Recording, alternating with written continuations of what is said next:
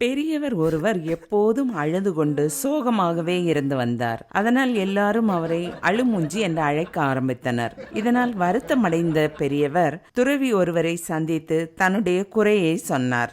ஐயா, எனக்கு 2 மகள்கள். மூத்த மகளை செருப்பு வியாபாரிக்கும், இளைய மகளை குடை வியாபாரிக்கும் திருமணம் செய்து கொடுத்தேன். மழைக்காலத்தில் செருப்பு வியாபாரம் குறைந்துவிடும். இதனால் பெரிய மகள் கஷ்டப்படுவாளே என்று நினைத்து அழுவேன். சாதாரண பருவ காலத்தில் குடை வியாபாரம் குறைந்து இளைய மகள் கஷ்டப்படுவாளே என்று நினைத்து அழுவேன். அதனால் எனக்கு அழுமூஞ்சி என்று பெயர் வந்துவிட்டது என்று வருத்தமாக கூறினார். உடனே துறவி, நீ ஏன் அப்படி நினைக்கிறாய்?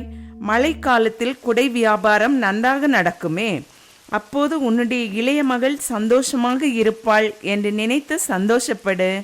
வெயில் காலத்தில் செருப்பு வியாபாரம் நன்றாக நடக்குமே, அப்போது மூத்த மகள் மகிழ்ச்சியாக இருப்பாள் என்று நினைத்து சந்தோஷப்படு என்று கூறினார்.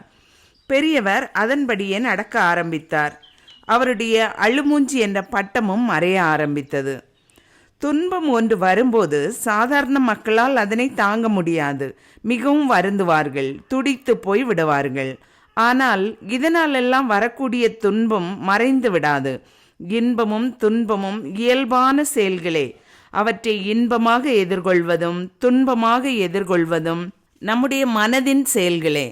அதனால் எப்போதும் ஒரே மனநிலையில் இரண்டையுமே எதிர்கொண்டால் துன்பத்திற்கு வருந்தி அழ வேண்டியதில்லை. துன்பம் வரும்போது அதனை துணிச்சலுடன் எதிர்கொள்ள வேண்டும். துன்பத்தைக் கண்டு அஞ்சாமல் இருப்பதே அதனை வெல்லும் வழியாகும்.